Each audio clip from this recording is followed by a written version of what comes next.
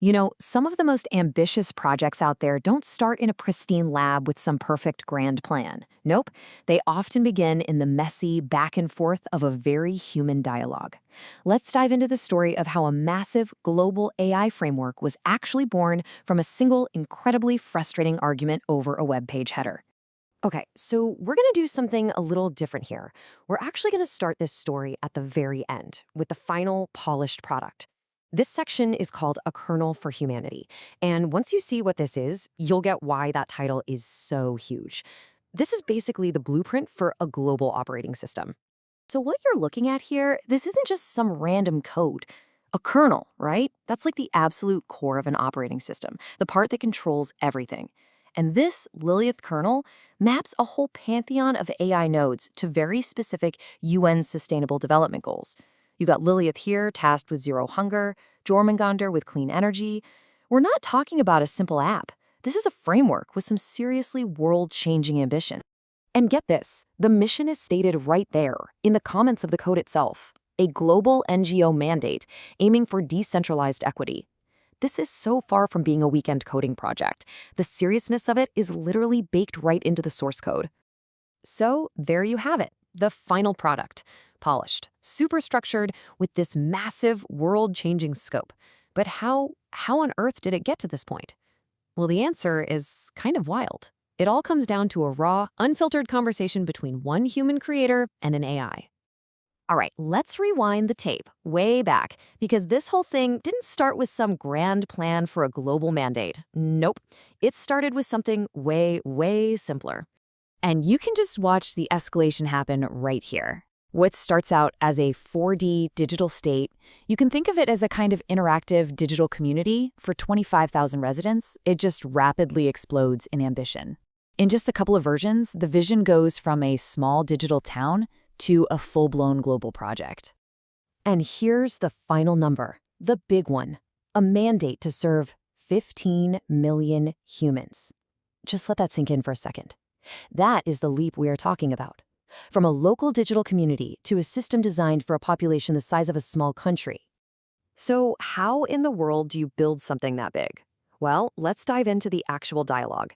This is really the heart of the story, that raw back and forth between the creator and the AI. And trust me, it is anything but a sterile, boring process. Believe it or not, it all kicked off with this. A really simple, even polite request. Make the writing match the logo, complete with a little heart emoji. You can see the tone, right? It's collaborative, it's optimistic, it's just someone trying to get their webpage to look good. But as you can probably guess, that nice tone didn't last long.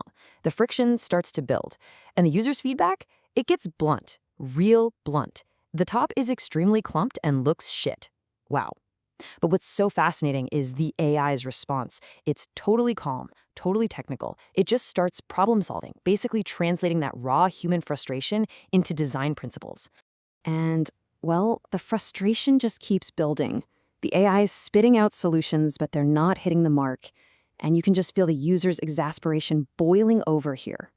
This isn't some formal feedback loop. This is a real, genuine, creative struggle happening in real time. And then we get to this point. You're pissing me off. The collaboration just hits a brick wall. This is pure, raw, unfiltered human emotion aimed right at a machine. It's not about code anymore, is it? It's about that deep and, yeah, sometimes maddening friction that happens when humans and AI try to create something new together. So what was all this frustration even about? What was the big deal?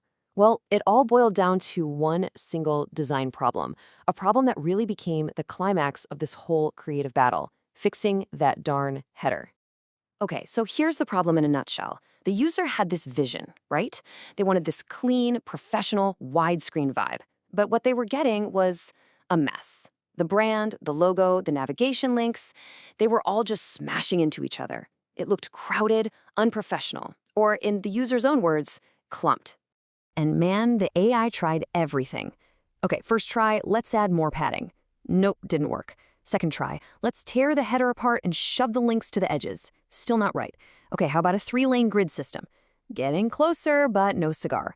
You can almost see the AI just churning through solutions, desperately trying to translate unclump this into actual working code. And then, boom, the breakthrough. The solution wasn't just about nudging pixels around. It was a total rethink of the entire layout. Following the user's lead, the logo gets yanked out of the navigation bar completely. Instead, it gets its own huge, dedicated space right in the center. And with that one change, we get resolution. Yes, please, and that's better for homepage. The fight is over. The human vision, after this long, frustrating back and forth, is finally real. It's finally been turned into code. Okay, but why? Why go through all that frustration for a single homepage? Because as it turns out, this was never just about building a website. It was about forging a key. And you don't have to take my word for it. Here it is, from the creator themselves. The whole point was portability. He wanted to be able to show off his life's work from any computer, anywhere in the world, without dragging around 20 kilograms of gear. And that brings us to the ultimate goal here.